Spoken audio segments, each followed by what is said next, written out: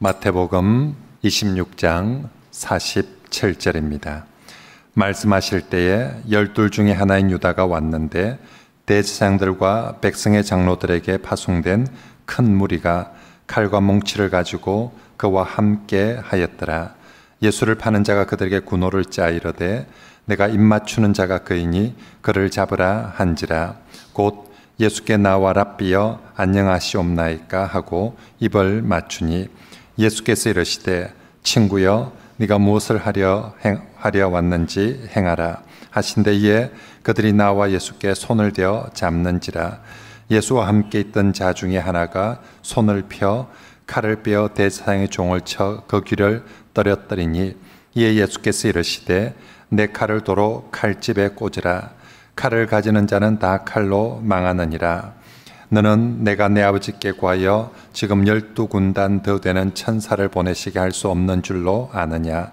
내가 만일 그렇게 하면 이런 일이 있으리라 한 성경이 어떻게 이루어지겠느냐 하시더라. 그때에 예수께서 무리에게 말씀하시되 너희가 강도를 잡는 것 같이 칼과 몽치를 가지고 나를 잡으러 나왔느냐.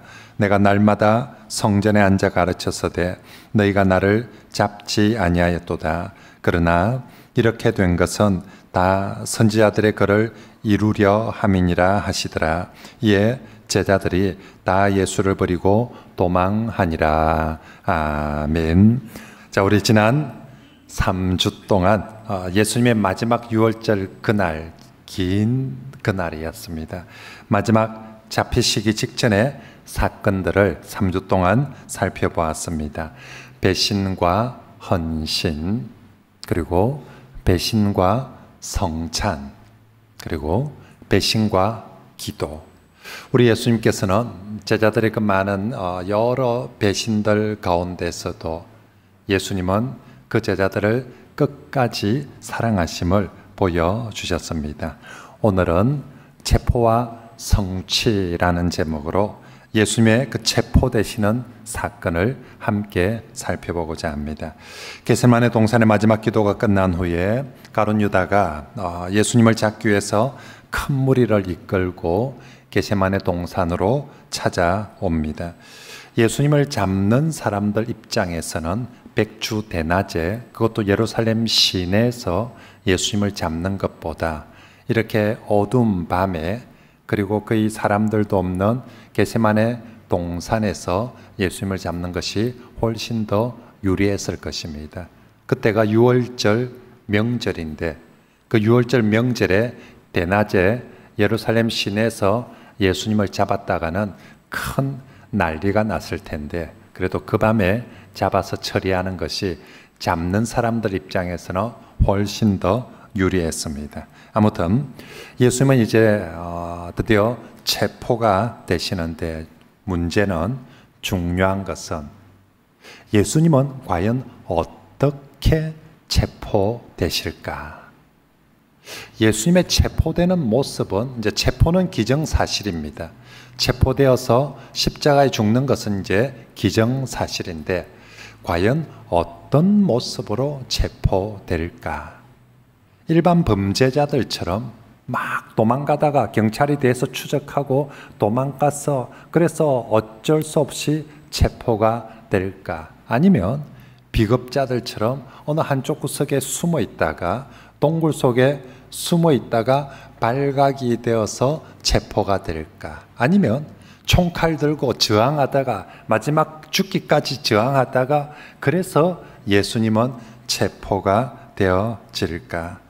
하지만 오늘 성경이 말씀하는 예수님의 체포는 그런 범죄자들의 체포와는 전혀 다른 모습입니다. 예수님은 도망가지도 않았고요. 그리고 반대로 예수님은 또 총칼 들고 저항하면서 싸우지도 않았습니다. 오히려 그분 스스로 체포의 때를 아시고 체포의 자리로 직접 나아갑니다. 46절 말씀에 일어나라 함께 가자. 어딜 가자는 말입니까? 도망가자는 것이 아니라 사람들이 주님을 찾으러 온 모습을 보면서 체포되는 그곳으로 함께 가자라고 스스로 나아갑니다. 요한복음에는 예수님께서 너희가 찾는 자가 내다, 직접 주님이 말합니다. 내가 여기 있다 라고 말할 때에 예수님을 잡으러 왔던 사람들이 좀 더 놀라서가 아니라 주님의 그 말씀의 위력 앞에서 다 뒤로 물러가 자빠졌다라고 그렇게 말씀합니다. 예수님의 나로라 하는 그 말씀 한마디에 군사들이 다 뒤로 자빠졌다는 것은 예수님께서 결코 힘이 없어서 잡힌 건 아니다는 것입니다. 자, 그러면 왜 잡히십니까? 힘이 없는 것도 아니고 잘못한 것도 죄를 지은 것도 없는데 왜 도망을 가지 않고 피하지를 않고 그렇게 잡힙니까? 그것은 예수님의 체포당함도 철저하게 하나님의 말씀을 성취하기 위해서이기 때문입니다. 54절 이번 주 우리가 배울 요절 말씀을 같이 한번 읽어봅시다. 시작. 내가 만일 그렇게 하며 이런 일이 있으리라 한 성경이 어떻게 이루어지겠느냐 하시더라. 아멘. 그 다음 56절 말씀도 같이 읽어봅니다. 시작. 그러나 이렇게 된 것은 아멘. 여기서 예수님은 두 번이나 자신의 체포는 하나님의 말씀을 성취하기 위해서 내가 체포된다라고 말씀하고 있습니다. 주님께서 이 땅에 오신 이유는 왜 오셨습니까? 하나님의 말씀을 성취하기 위해서 이 땅에 오셨습니다. 주님은 이 땅에서 많은 사역을 하셨습니다. 병든 자도 고치고 가난한 자들 도우시면서 또 많은 설교를 하시고 많은 사역을 하셨는데 그 모든 사역도 결국은 하나님의 말씀을 성취하기 위해서 그렇게 하셨습니다. 그래서 마태복음에는 예수님이 이 일을 하셨을 때도 하나님 말씀을 응하게 하려 함이다. 이걸 했을 때도 하나님 말씀을 응하게 하려 함이니라. 마태복음에는 모두 10개나 되는 구약 성취 인용구가 있습니다. 뭘 하기만 하면 이것도 하나님 말씀을 이루려 함이니라. 그래서 예수님의 모든 사건들은 하나님의 말씀을 이루려 성취하려. 그래서 이제 마지막 예수님의 체포와 예수님 마지막 십자가마저도 뭐 하려? 하나님의 말씀을 성취하려 하셨다는 것입니다. 그래서 예수님의 전 생애, 전 삶은 오직 하나님의 말씀을 성취하기 위함이었습니다. 오늘 본문에서 주님께서 체포당하실 때도 이 하나님 말씀을 성취하기 위해서 주님은 많은 것을 참습니다. 그리고 인내하고 그리고 용납해 주십니다. 먼저는 말씀의 성취를 위해서 배신자의 입맞춤도 받아줍니다. 유다가 와서 랍비여 안녕하십니까? 라고 하면서 입을 맞출 때 예수님 입장에서는 얼마나 그것이 가증스러웠겠습니까? 유다가 배신하는 줄을 모르면 모르지만 유다가 배신자인 줄을 예수님은 아십니다. 그 배신자가 예수님께 와서 입맞춘다. 정말 가증스러웠을 것입니다. 속에서 어쩌면 분노가 우리 같으면 뺨을 한 대 때리면서 이 배신자, 그 다음 나오는 다른 단어는 생략합니다. 하여튼 이 배신자 하면서 그렇게 아마도 할 수 있었을 텐데 예수님은 그렇게 하지 않고 가룟 유다의 입맞춤을 받아주십니다. 왜? 하나님 말씀을 성취하기 위해서. 그리고 주님은 또 이 말씀의 성취를 위해서 제자의 칼도 거두게 하십니다. 51절에 제자 중 하나가 칼을 빼서 대제사장의 종의 귀를 쳐서 떨어뜨렸다라고 합니다. 요한복음에는 그 제자 이름을 베드로라고 하고 그 종 귀가 잘려나간 종을 말고라고 이름을 소개합니다. 누가복음에는 예수님께서 그 종 귀가 떨어진 걸 주워서 다시 붙여서 낫게 해 주셨다라고 말합니다. 주님은 자신을 잡으러 온 사람들에게까지 끝까지 은혜와 긍휼을 베풀어 주셨습니다. 반면에 베드로는 조금 전에 예수님께서 베드로에게 무슨 부탁을 한 줄 압니까? 베드로야, 1시간만이라도 나와 함께 기도하자. 내가 마지막 겟세마네 동산에 기도하는데 베드로야, 너 1시간이라도 한번 나와 함께 같이 나를 위해서 좀 기도해 다오 라고 부탁했는데 그 부탁 안 들어주었습니다. 그냥 저기서 쿨쿨 자고 있었습니다. 그랬던 베드로가 지금은 예수님께서 바라지도 않고 부탁하지도 않고 명하지도 않았는데 자기 혈기에 나서가지고 칼을 휘두르대고 있습니다. 주님께서 칼 한번 휘둘러 달라고 나를 위해서 좀 해달라고 그렇게 한 적이 없는데 이번엔 베드로가 막 흥분을 해서 칼을 들고 설치고 있습니다. 하지만 주님은 그 칼을 내려놓으라고, 그 칼을 거두라 하십니다. 왜? 어쩌면 예수님 대신에 베드로가 칼을 막 휘두르며 막 좋다, 나는 그리 못하지만 이라도 한번 좀 내 대신 그렇게 휘둘러라 할 수도 있을 텐데 왜 내려놓으라 합니까? 그것 또한 하나님의 말씀을 성취하기 위함입니다. 이사야 성경에 예언해 놓았습니다. 예수님의 체포 과정을, 예수님의 그 죽으심의 과정을 도살장에 끌려가는 어린 양과 같을 것이라고 이사야 성경에 예언을 했습니다. 양은, 어린 양은 있죠. 도살장에 끌려갈 때 아무런 저항이나 아무런 소리를 내지 않습니다. 개나 돼지는 다른 짐승을 잡으며 얼마나 시끄러운지 모릅니다. 우리 여러분 시골에서 산 사람도 혹시 알 겁니다. 아마 돼지 한 마리 잡을 때, 돼지 잡을 때 하도 소리를 질러 사서 그 소리를 무슨 소리라고 합니까? 돼지 멱 따는 소리, 그죠? 돼지 멱 딸 때 진짜 온 동네가 시끄러울 정도로 난리를 칩니다. 닭 한 마리 잡으려고 해도 있죠. 쉽게 잡히지 않습니다. 도망을 가고, 그죠?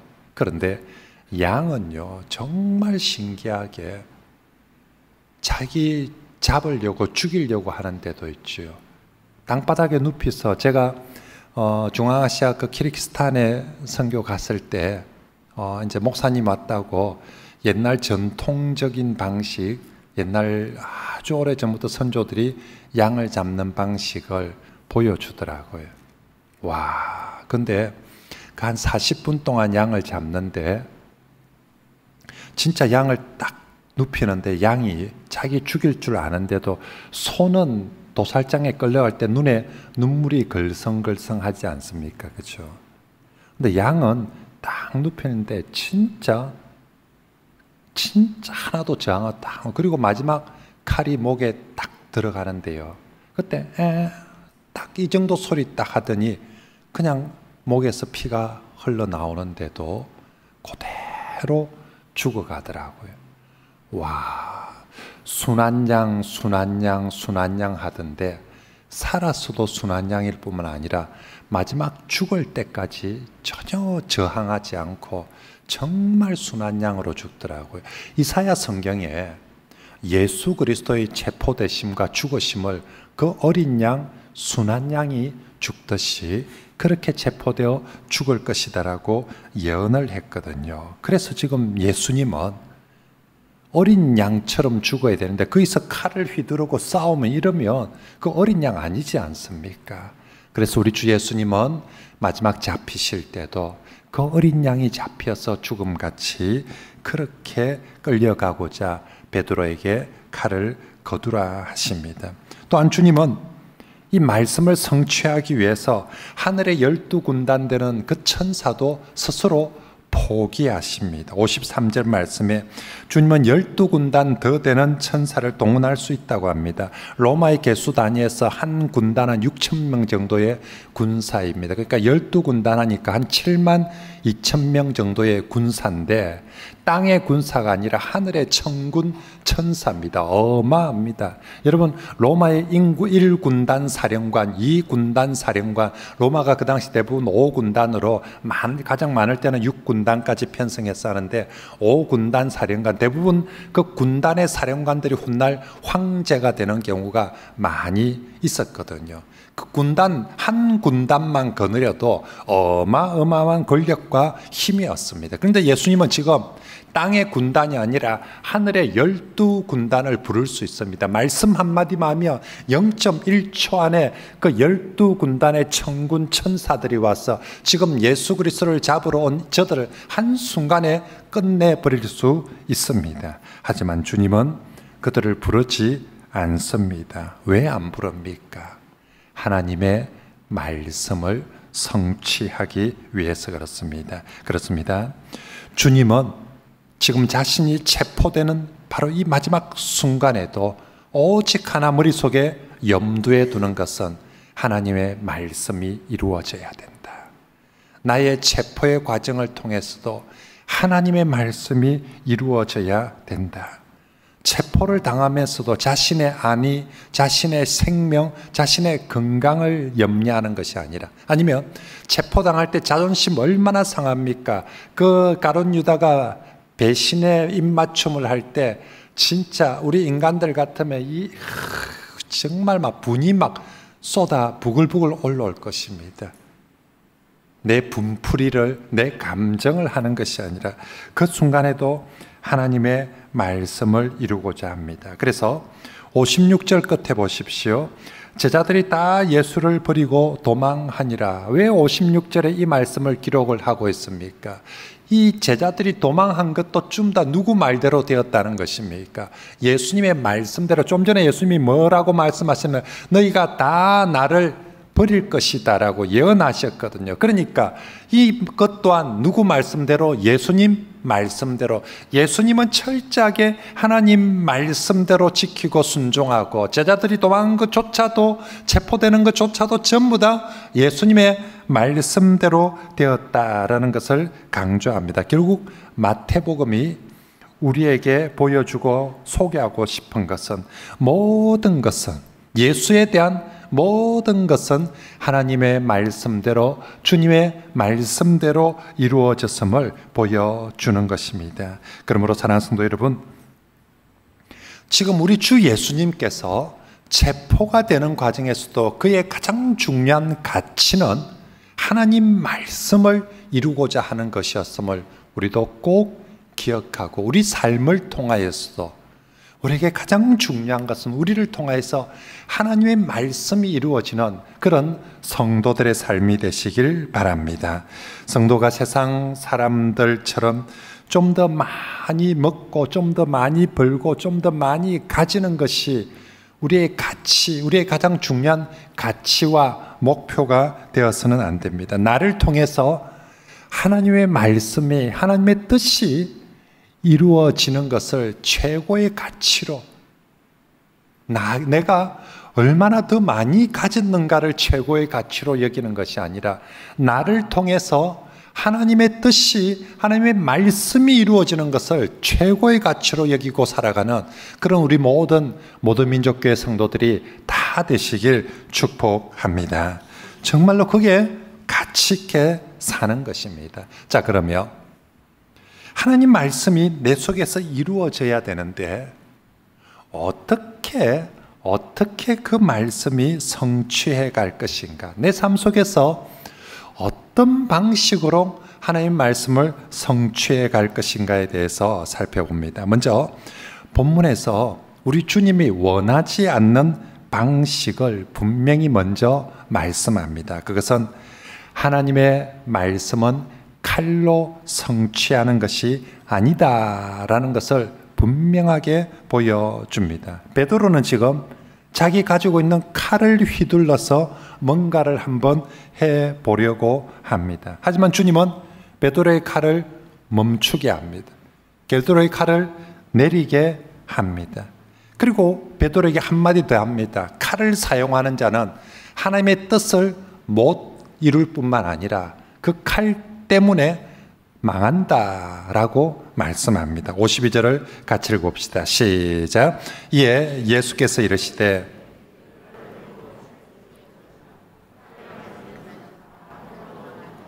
아멘. 이처럼 주님, 베드로야, 칼은 안 된다. 너는 칼 쥐면, 돈 쥐면, 힘을 쥐면 될 거라고 생각하지만 칼은 아니다. 돈은 아니다. 힘으로 하는 것 아니다라고. 그리고 그건 아닐 뿐만 아니라 너 자신을 결국은 망하게 하는 것이다. 칼 내려놓아라. 예수님은 베드로의 칼을 내려놓게 하실 뿐만 아니라 주님 자신도 뽑을 수 있는 칼이 있었어요. 베드로만 칼이 있는 것이 아니라 예수님에게도 뽑을 수 있는 칼이 있었습니다. 그게 뭡니까? 자신이 휘두를 수 있는 칼도 내려놓았는데 바로 그 53절에 있는 12군단의 천사들이 예수님이 뽑을 수 있는 칼입니다. 베드로는 뽑아봤자 요만한 칼이지만 예수님은 만약에 뽑은다면 이건 어마어마한 그런 칼입니다. 하지만 우리 주님 그 칼 뽑지 않습니다. 왜요? 왜 예수님 이럴 때 그 칼을 안 씁니까? 지금 뽑아야지요. 왜 그 칼을 안 씁니까? 하나님의 뜻은, 하나님의 나라는 칼이나 힘으로 이루어져 가는 것이 아니기 때문입니다. 2000년 전에도 주님은 칼로 이루는 나라가 아니기 때문에 12군단의 천사를 부르지 않았습니다. 지금도 마찬가지입니다. 지금도 이 코로나 시국에 이 세계 경제가 또 세계 질서가 어려운 시국에 여기서 하나님께서 정말 힘으로 칼로 하나님 나라를 이루고자 하면 지금이라도 12군단의 천사를 보내서 교통정리할 것 다 정리시키고 하나님 나라를 만들 수 있을 것입니다. 만약에 그 방법이 정말 하나님이 기뻐하시는 좋은 방법이라며 지금도 얼마든지 12군단을 보낼 수 있습니다. 하지만 2000년 전에도 예수께서 12군단의 칼을 쓰지 않았던 것처럼 오늘도 12군단의 칼로서 하나님 나라를 세우려고 하지 않습니다. 하나님 나라는 힘의 나라가 아니라 의의 나라입니다. 하나님 나라는 힘으로 이루는 나라가 아니라 은혜와 사랑의 나라인 줄 믿습니다. 여러분, 우리 주 예수님께서 처음 오셨을 때부터 마지막 죽으실 때까지 하나님 나라를 강조하며 가르쳤습니다.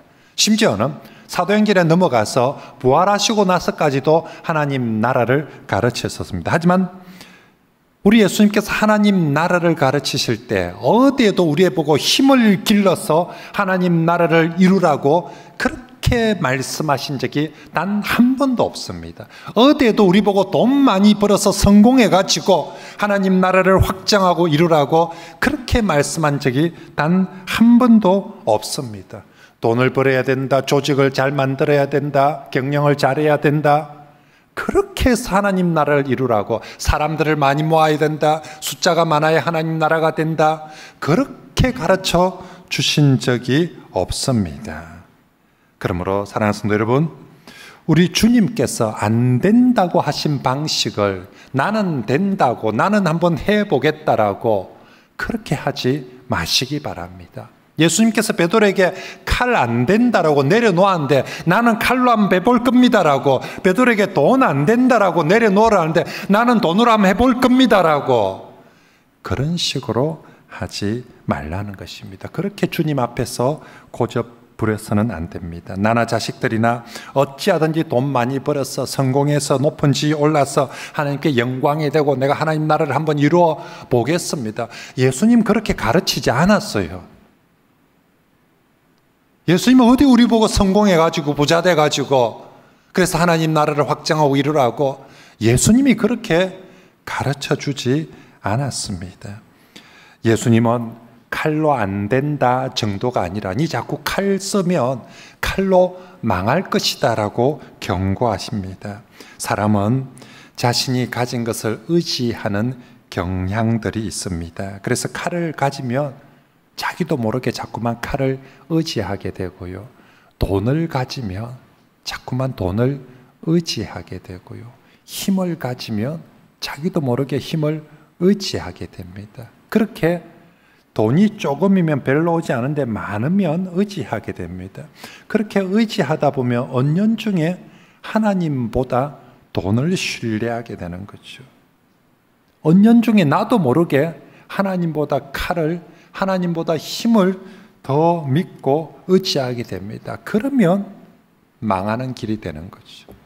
이 자꾸 칼 들고 칼을 의지하면 결국 칼 때문에 너 망하고, 니 자꾸 돈 들고 돈을 의지하며 결국 돈 때문에 너 망할 것이다 라고 예수님께서 말씀합니다.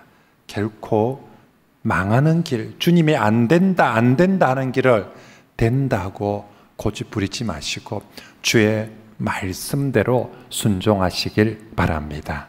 자, 그러면 칼 안 되고 돈 안 되고 힘 안 되며 도대체 무엇으로 하나님 말씀을 성취해가며 도대체 무엇으로 하나님 나라를 이루어 갑니까? 오늘 주님은 기도와 순종을 통해서, 오직 기도와 순종을 통해서 하라고 합니다. 예수님 스스로 제자들의 배신을 당하고 있습니다. 십자가를 지어야 됩니다. 쉽지 않은 상황입니다. 주님께도 참 어렵습니다. 하지만 이 어려울 때 주님은 자신의 감정 따라서 에이고 저것도 배신하는데 나도 만할란다, 때려치워버릴란다, 그렇게 하지 않습니다. 주님은 그 배신의 순간들에도 주님의 목표하는 바는 나는 하나님의 말씀을 이룰 것이다. 세상 모든 사람들이 다 나를 배신해 간다 할지라도 나는 하나님 말씀을 이루어 갈 것이다. 그러기 위해서는 기도하러 가자. 지난주일 기억하십니까? 내 인생의 마지막 한 시간이 주어진다면 난 뭘 할 것인가? 주님은 기도하기로 선택하셨습니다. 왜 기도하러 갑니까? 하나님의 뜻에 순종하기 위해서. 거기 가서 기도해가지고 정말로 내를 배신할 저 유다, 저 베드로들 좀 하나님 우치 좀 해주이소, 이러려고 가는 것이 아니라 하나님 말씀에 순종하기 위해서, 하나님 말씀을 성취하기 위해서 바로 그 기도의 자리로 나아간 것입니다. 그래서 주님의 기도는 누구 좀 혼내주이소라고, 누구 좀 막아주이소라고, 누구 좀 없애주이소라고 기도하는 것이 아니라 그 마지막 기도에 내 원대로 마시고 아버지의 원대로. 내가 왜 기도하라고 여기 왔느냐? 마지막 한 시간에 내가 기도하러 온 이유가 말씀을 이루고 순종하기 위해서 왔으니까 내 뜻대로 마시고 아버지의 원대로 하옵소서라고 마지막 기도를 하였습니다. 자, 그리고 오늘 본문은, 오늘 이 체포 사건은 그렇게 기도하고 난 바로 그 다음 사건입니다. 기도할 때는 분명히 그렇게 이제 기도 하나님 뜻대로 했는데, 기도하고 난 다음에 그 다음 사건에서도 정말로 그럴 수 있는가 하는 것이죠. 많은 성도들이 기도할 때는 분명 하나님의 뜻에 순종하기로 기도를 합니다. 그리고 그 다음에 다시 일상에 가서는 자기 고집대로, 자기 감정대로, 자기 분풀이대로 할 때가 많습니다. 기도할 때는 아멘 주여 하고 정말 주여 주의 뜻대로 하겠습니다 라고 했는데, 그 다음에 조그마한 시험거리가 생겨도, 조그마한 문제가 터지기만 해도 곧장 기도할 때의 마음은 잃어버리고 그냥 또 자기 성질대로 나오는 것입니다. 오늘 본문에 예수님 기도할 때 내 원대로 마시고 아버지의 원대로 하옵소서라고 기도했습니다. 자, 그렇게 기도하고 나면 그 다음 장면은 좋은 장면들만 나타나면 참 좋을 텐데, 그렇게 기도하는데 하필 제일 처음으로 맞닥뜨리는 장면이 내가 제일 꼴보기 싫은, 내가 제일 듣기 싫은 장면입니다. 제일 먼저 맞닥뜨린 장면이 뭡니까? 가룟 유다가 가증스러운 배신의 입맞춤을 합니다. 진짜 조금 전까지 기도하고 있는데 해필이며 좀 와도, 야가 와도 좀 이따 나중에 좀 오면 됐긴데 해필이며 딱 기도 마치고 나왔는데 세상에 이 인간이 와가지고 내한테 이 가증스러운 입맞춤을 하고 있습니다.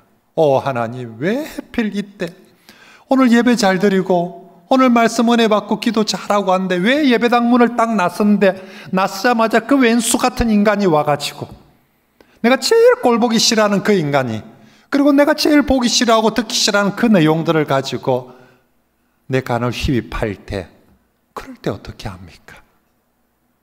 조금 전에 기도는 내 뜻대로 마시고 아버지의 원대로 되기를 원합니다라고 분명히 기도해 나왔는데, 그 다음 부딪히는 장면은 정말 꼴보기 싫은 그런 장면에 부딪혔을 때, 그럴 때 우리가 어떻게 합니까? 결론은 그래도 기도한 대로 순종하는 것입니다. 그때 더럽다고 나 진짜 이제 못하겠다 하면서 때려치워서는 안 됩니다. 기도할 때의 마음이 하나님이 주시는 마음입니다. 내가 흥분하고 내가 더러운 꼴 볼 때 있는 그 마음이 하나님 주시는 마음이 아니라, 내가 기도할 때 내게 주신 그 마음이 바로 그 하나님의 마음입니다. 어떤 상황에서도 내게 기도할 때 주신 그 하나님의 마음을 지키고 따르고 순종하는 게 그게 진짜 하나님의 뜻을 이루는 사람인 줄 믿습니다. 여러분, 우리가 기도한다고 해서 마귀가 사라지거나 없어지는 것은 아닙니다. 우리가 기도하고 나도 그 다음에 얼마든지 마귀가 우리를 노릴 수 있습니다. 예수님이 광야에서 40일 동안 기도하시고 나서 제일 먼저 맞닥뜨린 게 뭡니까? 마귀입니다.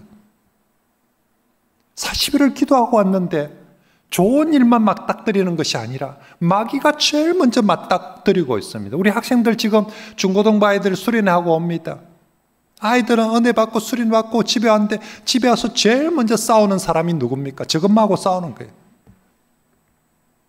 또 막 거기서 아이들을 실컷 수련하고 있는데 현장에 딱 들어오면 또 욕 들을 일, 또 싸울 일들이 생기고 맙니다. 그때 어떻게 하는가?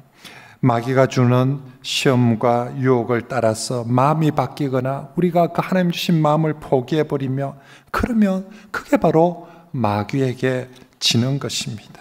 여러분, 마귀가 어떤 시험을 주더라도 기도할 때 그 마음을 지키고 순종하는 것, 그것이 성도의 모습인 줄 믿습니다. 오늘 예수님이 그렇게 하는 거죠. 그런 의미에서 여러분, 기도할 때 주시는 그 마음과 결단은 되도록이면 빨리 순종하시길 바랍니다. 마귀가 하는 제일 중요한 전략이 뭡니까? 하지 말라는 것이 아니라 못하게 하는 것보다 더 좋은 효과적인 전략은 다음에 해라는 것입니다. 다음에. 분명히 나는 예배를 드릴 때 내게 주시는 감동이 있습니다. 기도할 때 내게 주시는 감동이 있습니다. 근데 마누라는, 아내는 내보고 뭐라는 줄 압니까? 다음에 하라고 합니다. 내가 그 얘기 꺼내면 형편되면 하라고 합니다.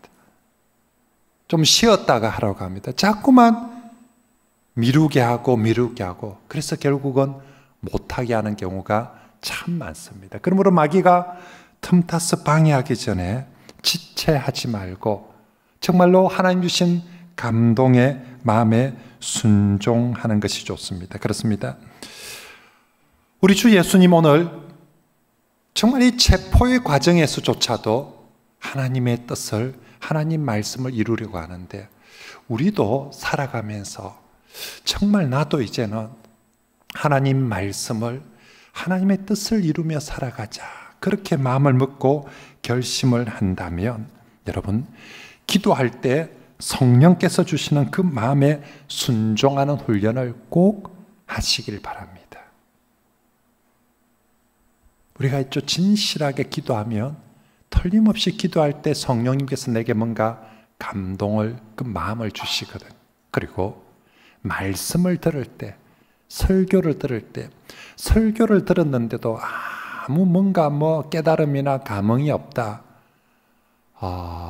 그러면 참 그 심령은 강팍한 심령이고요. 만약에 성령이 역사하신다면 예배 드릴 때, 설교 들을 때 반드시 내게 뭔가 찔림이 있던, 감동이 있던, 뭔가 감흥 주시는 마음이 있어요. 그 마음에 순종하는 그런 훈련을 꼭 하시기 바랍니다. 우리의 신앙생활이 힘도 없고 재미도 없고 어려운 이유 중에 하나는요, 우리가 말씀을 듣지 않거나 설교를 듣지 않거나 예배를 드리지 않아서, 기도를 하지 않아서 그런 것이 아닙니다. 들은 말씀대로 순종을 하지 않고 기도한 대로 순종을 하지 않기 때문입니다. 기도라는 전원을 하나님께 꽂았는데 그 다음에 스위치를 꾹 눌려야, 순종이라는 스위치를 꾹 눌려야 선풍기 바람이 넣든지 에어컨 바람이 넣든지 와 시원하다 좋다 될 텐데, 분명히 기도라는 전원은 하나님께 꽂았는데, 말씀이라는 전원은 하나님께 꽂았는데 그 다음에 순종이라는 스위치를 안 누르고 있으니까 하나님이 아무리 정말 바람을 공급해 주고 싶고 뭔가 복을 공급해 주고 싶어도 그놈들이 자꾸 순종이라는 스위치를 좀 누르면 내가 얼마든지 줄 텐데, 희한하게 기도라는 전원은 꽂고 그리고 말씀이라는 전원은, 예배라는 전원은 딱 꽂아 놓는데 항상 예배까지는 잘 드려, 예배 드릴 때 말씀 듣는 것까지는 참 잘하는데 저 문만 딱 나서고 나서 그럼 마귀는 또 우리한테 어려운 힘을 들면 또다시 그냥 말짱 도루묵되고 들어가 버리는 그런 일들이 반복되기 때문에 우리가 어려운 것 같습니다. 그러므로 성도 여러분, 기도하고 나서 말씀 듣고 나서 뭐라도 하나님이 감동 주시는 그 마음에 꼭 순종하시길 바랍니다. 그리고 그 순종을 언제, 내년에 합니까? 언제 하자고요? 빨리, 곧, 즉시. 마태복음이나 마가복음의 복음서에서 제일 많이 나오는 부사가 뭐라고요? 곧, 즉시, 제일 많이 나옵니다. 정말로 그 순종을 빨리, 곧 하시기 바랍니다. 오늘 주님은 기도로 하나님의 뜻을 따르기를 결단을 했습니다. 아버지여, 내 원대로 마시고 아버지의 원대로 하옵소서. 자, 실컷 기도 잘했습니다. 이제 그 다음 체포의 과정에서, 그죠? 우리 실컷 예배 잘 드리고 기도 잘했습니다. 이제 그 다음 체포의 과정, 그 다음 내게 정말 어려운 과정이 닥쳤을 때, 그때 어떻게 하는가? 그죠?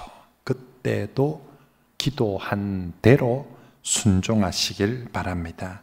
하나님의 나라는, 하나님의 뜻은 돈이나 힘으로 이루어지는 것이 아니라 기도로 이루고 기도한 후에 순종으로 이루어가는 것인 줄 믿습니다. 꼭 기도합시다. 기도하고 순종하고, 기도하고 순종하고, 기도하고 순종하고.